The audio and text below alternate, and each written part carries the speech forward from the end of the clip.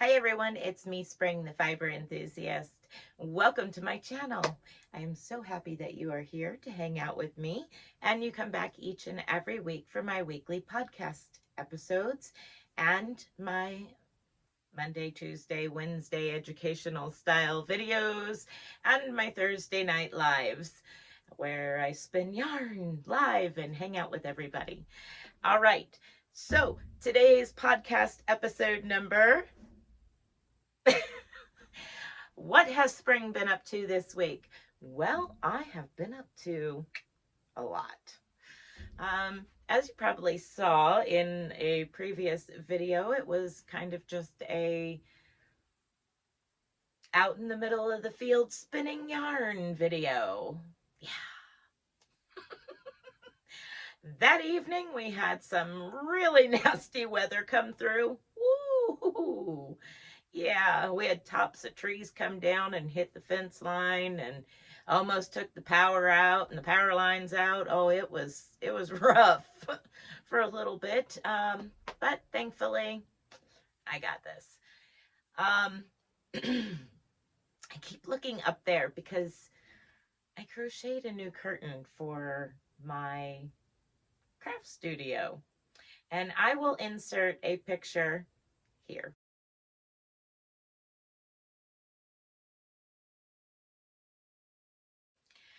Okay, so you've seen it did not have tassels on it like the previous one that was in here. Reason being is because I literally had like this much yarn left. I probably would have been able to get a strand across all the way across, like fringe. That's it. Which is fine. It's no big deal in here. It was a one skein wonder, and I can't even tell you if the skein was, it was actually a cake of DK colors, and I don't even think it was a full cake. It was one of them, I only have this, let's use it. So yeah, that's what I made with it, is another curtain. And I finished another mosaic peace sign. So now I'm up to 2 orange. I have my little stack going here. 1 white, a yellow, another yellow, another orange, and now 2 orange. I have 1 more orange to make, and then I'll move on to the next color. And let's see. I know. So last week I told you when I showed you Mom's keyhole scarf that I was working on, which I've got a little bit further on it and still have a little bit left, but I did want this to be much longer, like the same length as the keyhole side at least. So I knew that this was not gonna make it. So I did order some more as I sling it around. I did order some more of the fiber, and I spun it this week and caked it all up, got it prepared. There we go. So now I have plenty to finish that off and get it all stretched out and blocked. I can't wait to get it blocked. Drives me crazy. Let's see.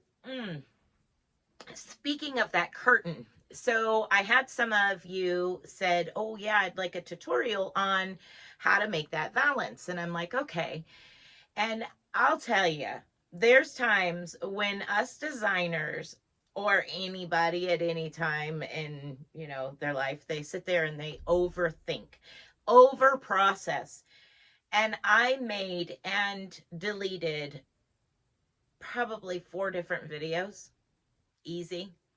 Ripped it out, started again, and I went back and forth and around and around and around trying to figure out the best way to recreate a stitch pattern that I already did a tutorial on into a valance without redoing the whole entire 30 some odd minutes of a stitch tutorial that I've already done. I was going to add it in, but yeah, I deleted that a long time ago after I made the tutorial. Posted it on YouTube and deleted it out of my phone to save some space. So I hope that this is okay with you that wanted to make it, and you can follow along. I actually send you back to the stitch tutorial to make the curtain, but I give you the multiples and how many I chained for my size window in here from the outside of the frame to the outside of the frame. Not outside the window, but the frame on the inside. You follow me, right? Yeah. Okay. So anyway, I went ahead and I was like, to best describe what I did to turn that into a valance and be equally distributed across the curtain rod, that's the part that I really need to show. Because your multiples, you can chain as far as you need for whatever size window you want. And it's worked from top down, so you can make it as long as you want. Make it hang to the floor if you want. That's entirely up to you. But I did go over some of the basics briefly in this video that's coming up on how to turn it into a valance. Well, I finally, ging, light clicked. Well, you silly goose, grab the swatch you have and turn it into a valance. You already did the tutorial on it. You have the swatch. Just continue on with the swatch and make it like a valance in miniature shape, right? Sounded good to me. Hopefully it works out for you all, and hopefully I mean, if you have any problems, please know that you can contact me at any time. I do not claim to be a professional at anything, but I try. I try really hard to get you what you want. So I have my valance here, my miniature valance here. I did the top, and from there, I recorded all of that and the picot top, how to get your loops in here and make them so it hangs right.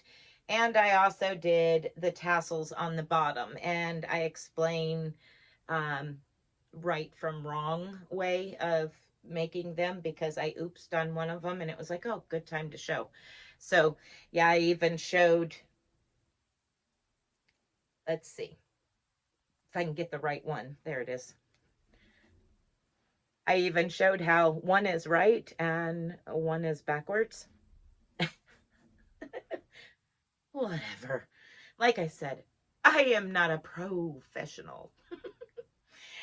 So anyway, that I did. I finished that up. That video is coming up next week. So if you're looking for how I did the top of the valance and tassel placement, it's coming.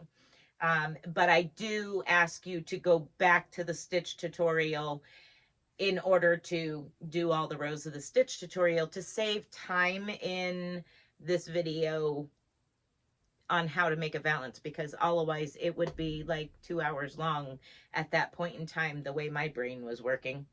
So anyway, I'm a rambling. Here we are. I did that. And now we'll go back to spinning.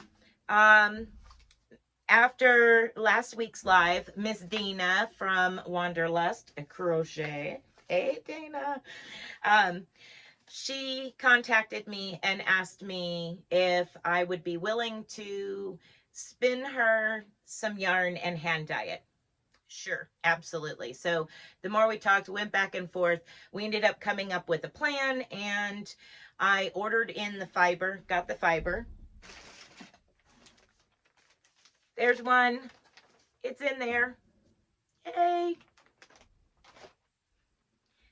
And here is the first hank, all spun. Woo!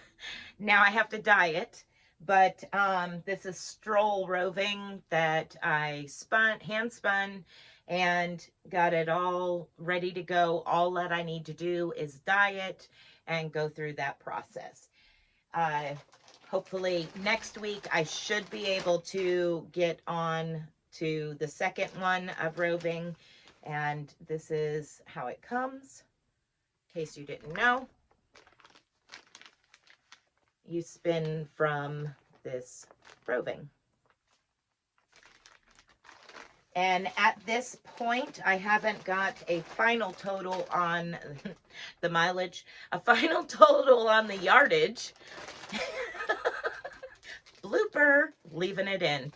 But I want to say that it's close to right around 400 yards. So I'll get that one spun up hopefully next week, and we'll be good to go on that. Connie from Just Another Stitch, she had asked me back a while back. She had sent us a pattern, that test for her. She sent me a pattern of Mr. Gobble's here and asked me to test it. Well, I had tested it and stuff. And she said, hey, can you do me a favor? I increased, I did this, I did that, and can you retest it for me? Sure.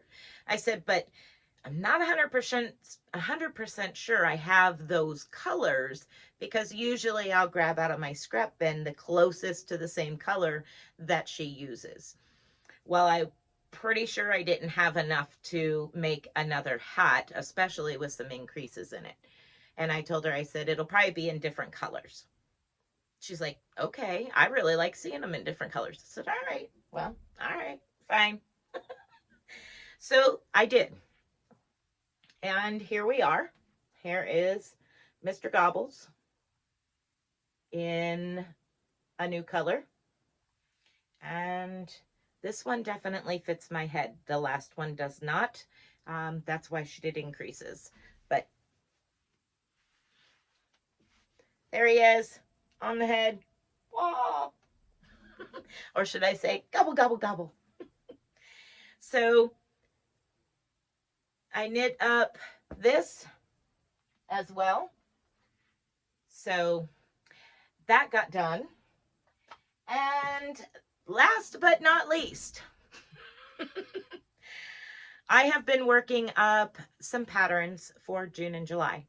Yep, here's a little tidbit again. Not all there yet. It's almost time.